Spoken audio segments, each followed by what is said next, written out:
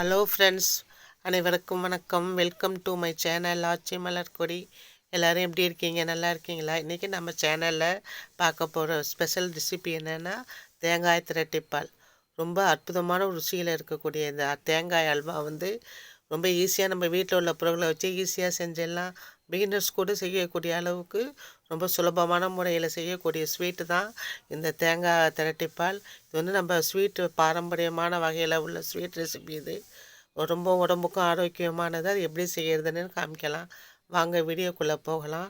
ஒரு வானலியில் அடிகனமான வானலியில் ஒரு 3 ஸ்பூன் பாசிப்பருப்பு போட்டு அதை இளஞ்சிவப்பாக வறுத்து எடுக்கணும். அடுப்பை சிம்லேயே வச்சுக்கோங்க. இதுக்கு 3 பொருள் தான் தேவைப்படும்: தேங்காய், வெல்லம், பாசிப்பருப்பு. இந்த திரட்டிப்பால் தஞ்சாவூர் சைடில் ரொம்ப ஸ்பெஷலாக செய்வாங்க. இந்த பாசிப்பருப்பு பொன்னிறமாக வறுபடணும். அதனால் ரொம்ப மெதுவாக கிளறிக்கிட்டே வாங்க. இந்த பருப்பை வறுத்துட்டு மிக்சியில் பவுடர் ஆக்கி நம்ம தேங்காயோடு சேர்ந்து அரைக்க போகிறோம். எதுக்கு நம்ம தேங்காயோடு சேர்க்குறோம்னா, இது கொஞ்சம் திக்கு கொடுக்கும் இந்த அல்வாவுக்கு. அதனால தான் இந்த பாசிப்பருப்பை வறுத்து எடுத்துக்கிறோம். இது ரொம்ப ஆரோக்கியமான ஸ்வீட்டு. வெல்லமும் தேங்காய் இதெல்லாம் வீட்டில் நம்ம ஹைஜீனிக்காக நம்ம செய்கிற ஸ்வீட். இது பிள்ளைங்களுக்கும் கொடுக்கலாம். இந்த பாசிப்பருப்பு கருகிடாமல் வறுத்து எடுத்துக்கோங்க. இப்போ இளஞ்சிவப்பாக வருது. இன்னும் 2 நிமிஷம் இருந்தால் போதும். கொஞ்சம் பொறுமையாகவே கிளறி விடுங்க. இந்த பாருங்கள், இந்த பாசிப்பருப்பு எல்லோ கலர்லேருந்து பொன்னிறத்துக்கு வருது. இந்த நேரத்தோட வரப்போ ஸ்டவ்வை ஆஃப் பண்ணிவிடுங்க. ஸ்டவ்வை ஆஃப் பண்ணிவிட்டு இப்போ கரெக்டான பதத்தில் இருக்க பாசிப்பருப்பு இப்போ எடுத்து நம்ம ஒரு பிளேட்டுக்கு மாற்றிக்கலாம். அது ஆறட்டும். ஆறின பிறகு தான் மிக்சியில் பொடி பண்ணி எடுத்து வச்சுக்கணும். இப்போ அதுக்குள்ளே நம்ம இந்த அல்வாவுக்கு தேங்காய் திரட்டி பாலுக்கு தேவையான முந்திரி பருப்பை வறுத்து முன்னாடியே வச்சுப்போம். எண்ணெய் சட்டி ஹீட் இருக்குது, அதிலே வறுத்து வச்சுக்கலாம். இப்போ இதில் எண்ணெய் சட்டியில் நெய் 1 ஸ்பூன் விட்டு ஒரு கைப்பிடி முந்திரி பருப்பு, உடச்ச முந்திரி பருப்பு போட்டு பொன்னிறமாக வறுத்து எடுத்து வச்சுக்கலாம். இப்போ பொன்னிறமாக எடுத்து வச்சுக்கிட்டாச்சு. இப்போ வறுத்த பாசி பருப்பு சூடு ஆறி இருக்கு. அதில் 4 ஏலக்காய் சேர்த்துப்போம். இந்த ஸ்வீட்டுக்கு தேவையான ஏலக்காய். இது இப்போ பாருங்கள், இல்லை கை தொடுற அளவுக்கு அந்த சூடெல்லாம் ஆறிட்டு இப்போ இதை பொடி பண்ணி எடுத்து வச்சுக்கலாம். பாசிப்பருப்போட ஏலக்காய் சேர்த்து அரைச்சிருக்கோம். இப்போ இதுக்கு முக்கியமான பொருளான தேங்காய். நான் ஒரு பெரிய முடி தேங்காயை எடுத்து திருவி எடுத்து வச்சுருக்கேன். ஃப்ரெஷ்ஷான தேங்காயை சேர்த்துக்கோங்க, அப்போ தான் நல்லாயிருக்கும். அந்த பெரிய மூடி தேங்காய் திருவுனா இந்த கப்பில் 2 கப்பு வந்திருக்கு. இந்த கப்பு அளவு வச்சுக்கோங்க, சர்க்கரை சேர்க்கறதுக்கு சரியாக இருக்கும். அப்புறம் 1 ஸ்பூன் பச்சரிசி மாவு சேர்த்துக்கிறேன். இப்போது நான் அந்த பாசிப்பருப்பும் ஏலக்காயும் வறுத்து வச்சுருக்கோம்ல, அந்த பவுடரை இந்த தேங்காயோடு சேர்த்துக்கலாம். தேங்காய், பச்சரிசி மாவு 1 ஸ்பூனு, 3 ஸ்பூன் பாசிப்பருப்பு வறுத்து அரைச்சதையும் நம்ம இதோட சேர்த்துருக்கோம். இதை ஃபஸ்ட்டு ஒரு ஓட்டி கொண்டு காமிக்கிறேன் பாருங்கள். இந்த பக்குவம் வரணும். இந்த சமயத்தில் நீங்கள் காமிக்கிறேன் பாருங்கள். இந்த பக்குவத்தில் அரைச்ச பிறகு இந்த சமயத்தில் இனிப்பு சேர்க்கணும். வெல்லம் நம்ம இது தேங்காய் 2 கப்பு இந்த கப்பால் போட்டோம். அதுக்கு 1 கப்பு வெல்லம் போடுங்க போதும். ஏன்னா தேங்காயிலேயே இனிப்பு இருக்கும் உங்களுக்கு. அதனால் வெல்லம் ரொம்ப அதிகம் சேர்க்க இதுக்கு தேவைப்படாது. இதுக்கு 1 ஸ்பூன் 2 ஸ்பூன் தண்ணி ஊற்றி அரைச்சா போதும். ஏன்னா உங்களுக்கு வெல்லமும் இலகி வரும், தேங்காயிலேருந்தும் பால் வரும். இந்த அளவுக்கு அரைச்சி எடுத்துக்கோங்க. இதை நம்ம கிண்டுறப்ப இன்னும் இலக்கம் கொடுக்கும் வெல்லம். இப்போ நம்ம நெய் முந்திரி பருப்பு வறுத்த வானலியிலேயே அந்த நெய் இருக்குது, அதுலேயே நம்ம அரைச்ச விழுதை சேர்த்துக்கலாம்.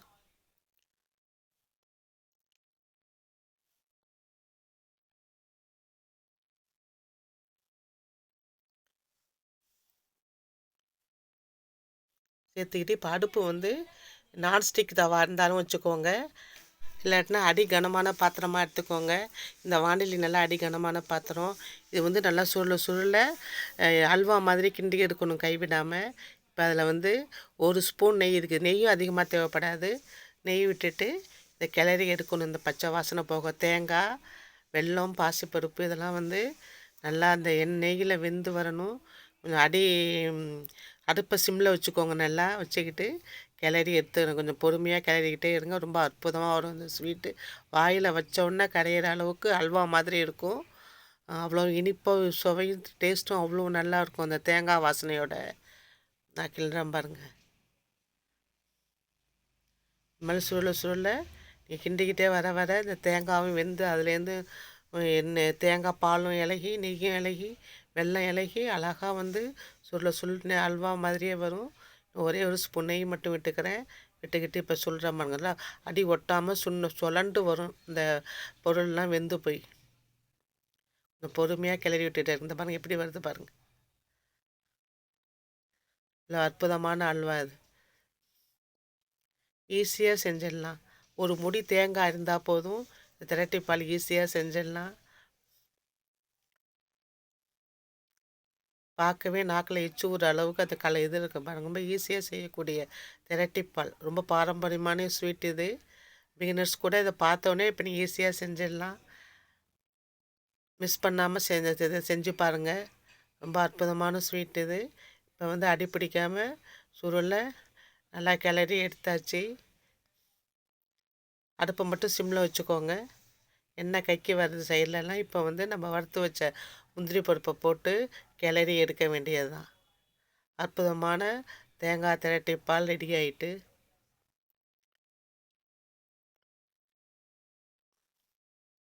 இவ்வளோ அழகாக சுருண்டு வருது பாருங்கள். இது மாதிரி கிளறி இறக்க வேண்டியது தான்.